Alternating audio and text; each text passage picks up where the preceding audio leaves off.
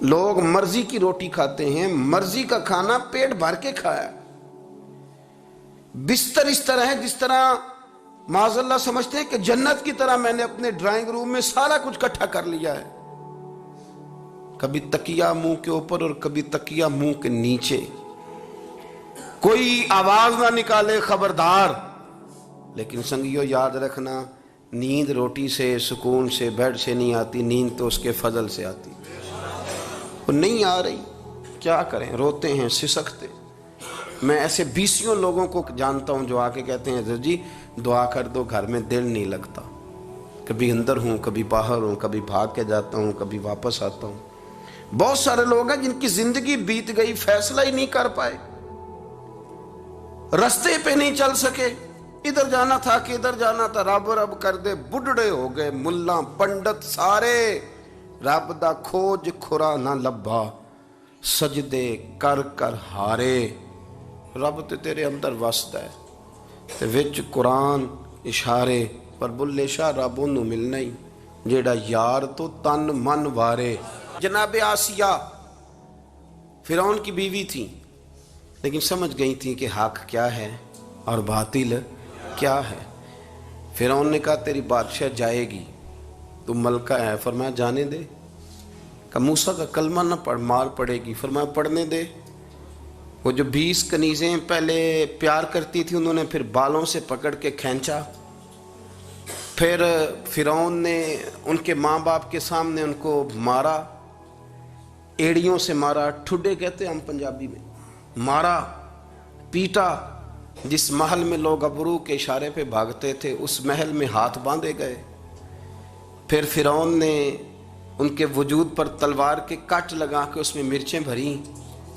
آدھی رات تھی، سردی میں لیٹی ہوئی تھیں اور تکلیف تھی، بندھی ہوئی تھی۔ حضرت موسیٰ گزرے تو کہنے لگے آسیہ کس حال میں ہے؟ پوچھنے آیا ہوں۔ کہ موسیٰ میری چھوڑیے، بتا رب راضی ہے کہ ناراض ہے؟ وہ میرا مالک میرے بارے میں کیا فرماتا ہے؟ اس کا اس وقت میں نے حق پہچان کے پھر میں نے نہیں دیکھا دنیا کیا کہتی ہے۔ او میرے بھائی اگر تو حق پہ ہے تو زلیخا الزام لگائے تو سارا مصر کہے کہ یوسف معاذ اللہ غلط کر گئے۔ اگر تو حق پہ ہے سارا مصر کہے۔ تو حضرت یوسف فرمایا کرتے تھے مجھے پریشانی کوئی نہیں، اس لیے کہ میرا ضمیر تو مطمئن ہے نا۔ وہ سالوں بیت گئے یہ ثابت کرنے پہ کہ میں ٹھیک ہوں، پر ضمیر میرا مطمئن ہے، تو مجھے کسی شخص کی کسی بات کی کوئی پرواہ۔ اگر ضمیر ہی مطمئن نہیں، اگر اندر ہی کھڑا ہونا نصیب نہیں، تو مجرم ہے، تو قیدی ہے، تو جھوٹ بولتا ہے، تو دھوکہ دے رہا ہے، تو کسی کے ساتھ انصاف کیا کرے گا؟ تو اپنے من کے ساتھ نہیں کر سکا، تو اپنے وجود کے ساتھ منصف نہیں، تو کسی کو کیا اور انصاف دے گا؟ سارے یزیدی 22,000 کا لشکر سامنے کھڑا ہے، جگر گوش ہے رسول، نور دیدہ بطول حضرت سیدنا امام حسین رضی اللہ تعالیٰ عنہ گھوڑے پہ چڑھ کے کہتے ہیں اور بتاؤ پوری دنیا میں کوئی کسی نبی کا نواسہ اس وقت ہے؟ اور فرمایا میرے بعد تمہیں ساری دنیا ملے گی پر کسی نبی کا کوئی نواسہ نہیں ملے گا، اس لیے کہ حضور کے بعد نبی کوئی نہیں، تو جو نبی کوئی نہیں آئے گا تو نواسہ کیسے آئے گا؟ اور میں تنہا ہوں، 22,000 کا لشکر۔ عمر بن سعد نہیں پہچان سکا حق کو، خالد بن یزید نہیں پہچان سکا، عبید اللہ ابن زیاد نہیں پہچان سکا، یزید نہیں پہچان سکا، لیکن ایک شخص تھا جس نے سب سے پہلے امام حسین کو کربلا میں روکا، تو اس کا نام تھا حور بن یزید۔ حور بن یزید اس نے جب آخری تقریر سنی نا امام حسین کی، تو عمر بن سعد سے جا کے کہنے لگا حسین کو واقعی شہید کرنا ہے، واقعی شہید کرنا ہے حسین کو، پکا پروگرام ہے؟ تو عمر بن سعد کہنے لگا حکم یہی ہے۔ تو کہنے لگا تم نے تو کہا تھا بس روکنا ہے، تھوڑی دیر پانی بند کرنا ہے اور تھوڑی دیر کے بعد بتائیں گے کہ اب آگے کیا کرنا ہے، تو شہید کرو گے؟ انہوں نے کہا ہاں فیصلہ یہی ہے۔ حور بن یزید کہتا ہے میں ایک ایک کے پاس گیا اور میں نے کہا تمہیں پتہ ہے وہ جگر گوشہ رسول ہے، اور تمہارے ضمیر کدھر گئے تمہیں سمجھ نہیں آ رہی؟ لیکن ہوا تھی نا ایک طرف کی، تو لوگ چل رہے تھے۔ تو کہتے جب میں مایوس ہو گیا تو میں نے ایڑی لگائی گھوڑے کو اور میں نے کہا کہ تم سارے یزید کی مانو، عبید اللہ ابن زیاد کی مانو، تو میں تو اپنے ضمیر کی مانوں گا۔ میرا ضمیر آوازیں دے رہا ہے، میں کیسے تمہارے بیچ کھڑا رہوں؟ کہ تینڑی لگائی تو امام حسین کے پاس، حضور میں آ گیا ہوں۔ تو آپ نے فرمایا اور اس وقت تو میرے ساتھ کوئی بھی نہیں، تو یہاں تو آیا ہے تو یہ تو مار کھانی پڑے گی، 22,000 کا مقابلہ 70، تو بات سمجھ رہا ہے؟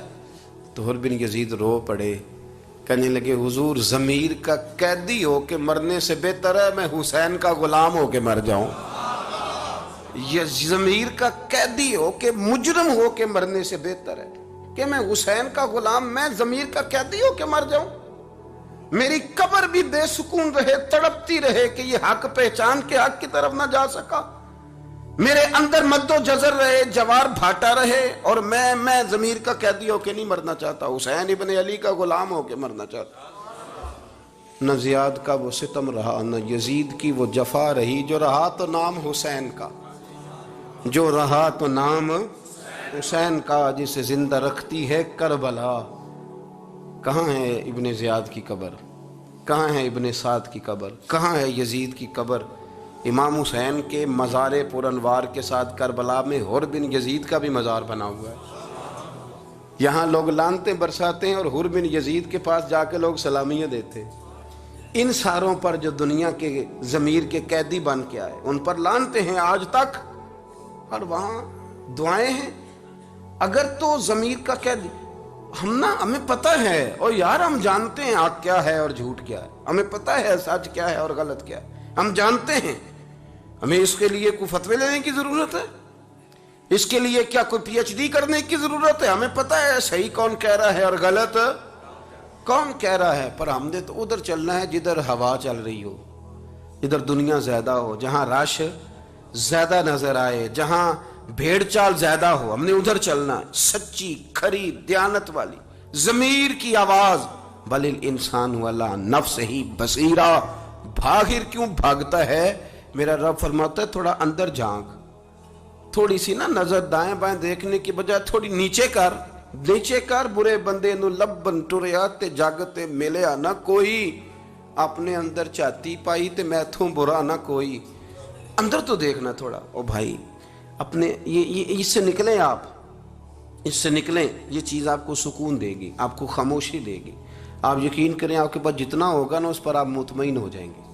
آپ ضمیر کی آواز سنیں، خبردار دائیں بائیں جانے کی کیا ضرورت، ضمیر کی آواز سنیں۔ حضرت جعفر طیار رضی اللہ تعالیٰ عنہ کی قیادت میں نا، حضرت عثمان غنی بھی تھے اس میں، تو جب بڑا ستایا قریش مکہ نے تو نبی پاک علیہ السلام نے کچھ صحابہ سے فرمایا کہ تم حبشہ کی طرف ہجرت کر جاؤ، حبشہ کا بادشاہ نجاشی سنا ہے بڑا اصول پسند ہے، تم چلے جاؤ۔ صحابہ چلے گئے، بلکہ حضرت عثمان غنی نے تو جب دوسری دفعہ گئے تو عرض کرنے لگے یا رسول اللہ صلی اللہ علیہ وسلم میں نجاشی کی طرف ہجرت کر رہا ہوں۔ نبی پاک نے فرمایا نہیں بھائی، تم میرے حکم سے ہجرت کر رہے ہو تو تمہاری ہجرت نجاشی کی طرف نہیں، اللہ اور اللہ کے رسول کی طرف ہے، تم دین ایمان بچانے جا رہے ہو۔ یہ قافلہ نورانی قافلہ حبشہ چلا گیا، قریش مکہ کو سکون نہیں آیا۔